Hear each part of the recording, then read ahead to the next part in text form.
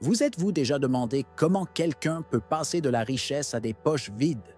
Il ne s'agit pas de personnes irresponsables, mais de gens ordinaires, bien intentionnés, qui ont commis des erreurs financières que n'importe qui pourrait faire. Les histoires de fortune dilapidées à cause de mauvais investissements, d'achats impulsifs ou de projets mal pensés ne manquent pas.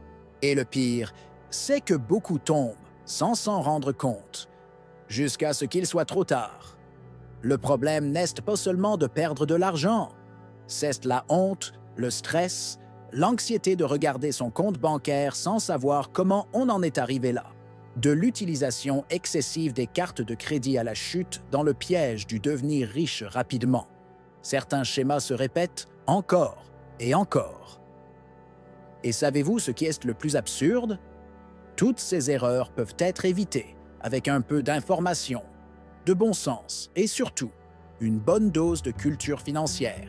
Dans cette vidéo, nous allons dévoiler les pièges les plus courants qui mènent les gens au bord de la faillite.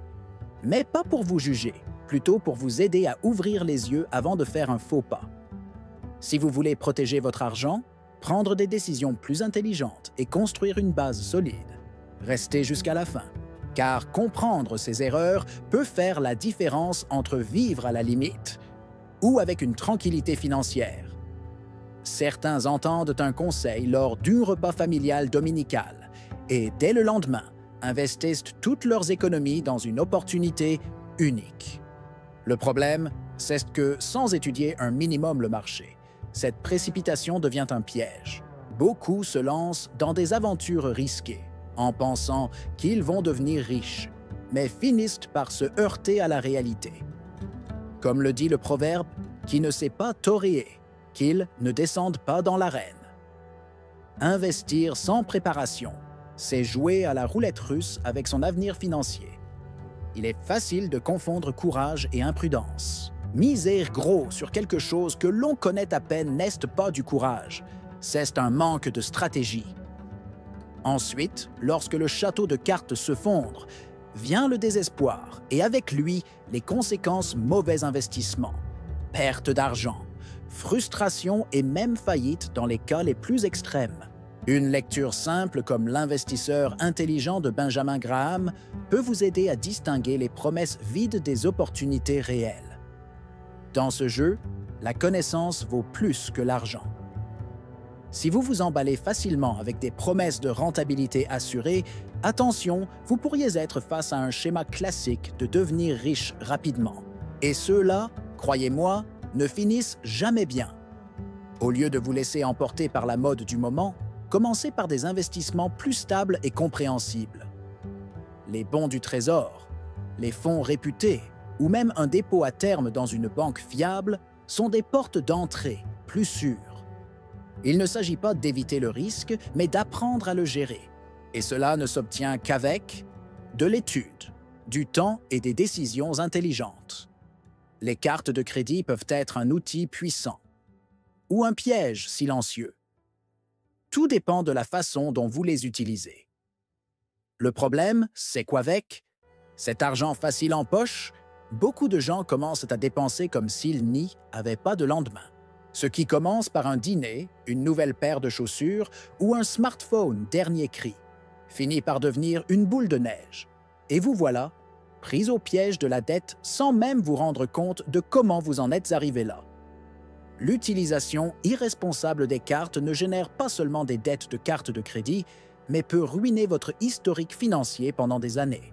Certains peinent le minimum mois après mois, pensant être à jour, alors qu'en réalité, ils nourrissent la bête les intérêts. C'est comme essayer d'éteindre un feu en y versant de l'essence. Si vous n'avez pas un bon contrôle des dépenses ni un plan de gestion de l'argent, il est probable que vous finissiez avec plus de dettes que vous ne pouvez en gérer.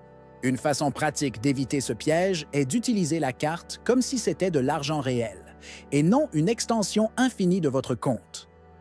Posez-vous cette question avant chaque achat. Le paierai-je en espèces maintenant? Si la réponse est non, ce n'est peut-être pas le bon moment. De plus, établir un budget réaliste et séparer les dépenses fixes des caprices peut faire la différence. Utiliser la carte n'est pas le problème, c'est de l'utiliser sans réfléchir. ou avec le cure en mode achat impulsif. Lorsque les comptes ne s'équilibrent pas, beaucoup se tournent vers les prêts comme planche de salut. Mais tout ce qui brille n'est pas or. Certains crédits rapides semblent être une solution miracle, jusqu'à ce que vous lisiez les petites lignes taux d'intérêt exorbitants, commissions cachées et conditions qui vous piègent. Ce qui commence comme un soulagement devient une corde autour du cou. Entrer dans un de ces prêts, c'est ouvrir la porte au piège de la dette, et en sortir peut vous coûter des années. Ces prêts, déguisés en aide urgente, sont l'une des erreurs financières les plus courantes et les plus coûteuses. Les entités qui les proposent profitent souvent de l'ignorance ou du désespoir. Et bien sûr, comme l'argent arrive rapidement, on ne prend pas le temps de réfléchir à ce qui viendra ensuite. La mensualité semble petite, jusqu'à ce que vous réalisiez que vous payez le double ou le triple de ce que vous avez emprunté.